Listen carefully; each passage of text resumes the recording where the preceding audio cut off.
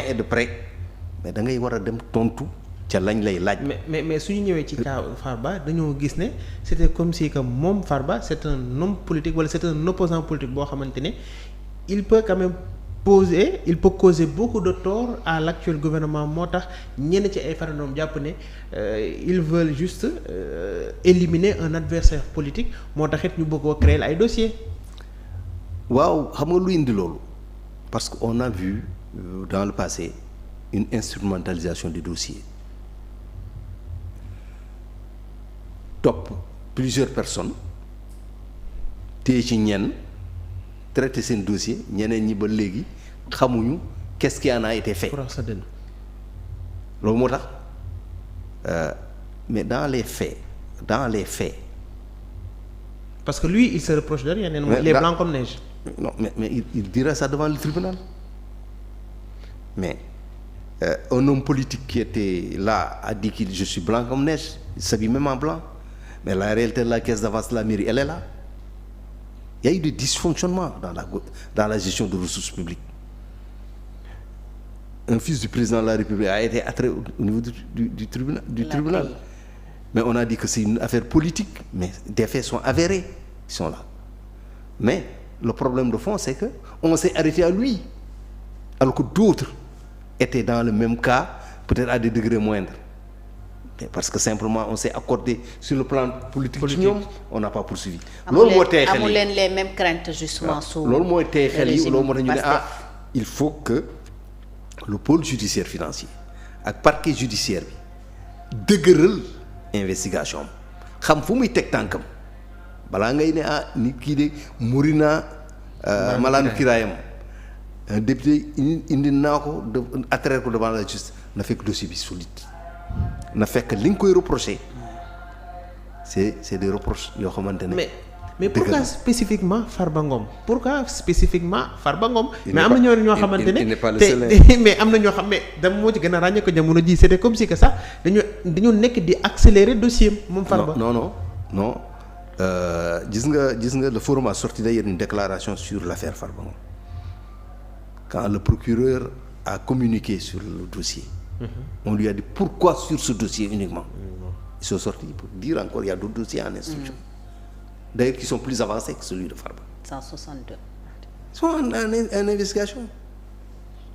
Le parquet est en train de travailler. Et ça, parce que c'est quelque chose dont il faut se satisfaire.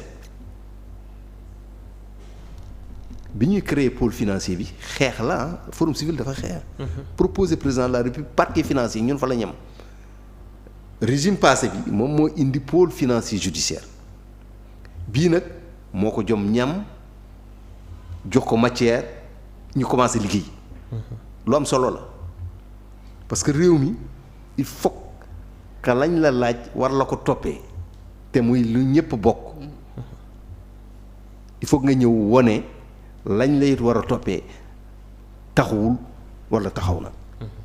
Reddition des comptes mais c'est une donnée normale dans la gouvernance des affaires publiques mënuñu ko lam-laamee te mënuma nangu kenn di mbubboo politique parce que simplement nee ne kaay tontu dañu ko de am na benn homme d'affaires boo xamante nañ ko viréel xaalis sur des opérations qu'il a avec l'État yu wane ne mouvement de fonds yi am na préoccupation CENTIF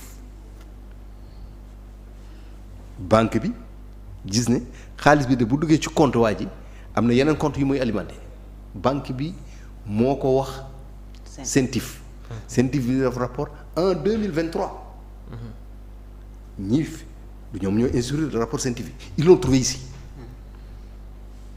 mais en quoi ce rapport là peut être une commande politique nañu wax dëgg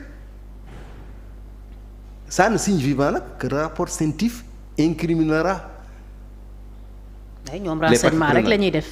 renseignements yi sont suffisamment établis pour que le CENTIF dise au procureur de la République chargé de cette question-là lii war na leer. On ouvre une information judiciaire. Le titre principal c'est le gars qui doit répondre. Mais si il est en intermédiation et en affaire avec d'autres mais qui sont partis au dossier parce que xaalis bi jógee finance dem ci compte am na ci yeneen compte yu mu dem ñooñu dañ leen di woo laaj leen mais ana politique foofu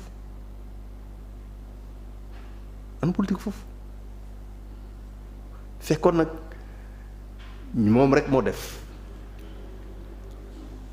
ñeneen def nañu moom ñoo ko seppet traité dossier mu bàyyi yeneen dossiers yi mun nañ na même fekkee am na lu mu def de acharnement bi am lal na politique day xajamal liggéeyu justice loolu mën nañu dànqaafu pôle judiciaire financier ne leen écoutez c'est bien ce que vous faites la reddition et les comptes là mais une reddition des comptes pour tout le monde. CENTIF a donné des dossiers tous les dossiers doivent être traités en égale dignité et l'information doit être faite aux citoyens sur le traitement des dossiers mu leen ne rek affaire kii di Tahirou Sarr Farba Ngom non il y a d'autres affaires qui sont là-bas l'affaire de la LONASE est en traitement. Khadim Baloko Sène. Nous on attend aussi la clarification des situations de l'ONAS, le marché de l'ONAS. Et aussi je crois qu'il y a le marché aussi sur de la SDE, je crois, le marché sur l'eau. Tout cela montre que effectivement parfois dans la gouvernance publique il y a des distorsions qui demandent l'ouverture d'informations judiciaires pour que citoyen ba xam. tey naka la ñu war a def ba suñu ne reddition des comptes kenn du ci ragal politique ndax am na yoo xam ne ay recommandations la woon ci assises yi et organisation société civile sax yàgg nañ ko recommander ndax quoi qu'on dise tey on peut beau clamer l'indépendance de la justice mais le ministre de la justice reste le patron du procureur. Et le ministre de la Justice est sous la tutelle du Premier ministre et du Président de la République, donc de l'exécutif.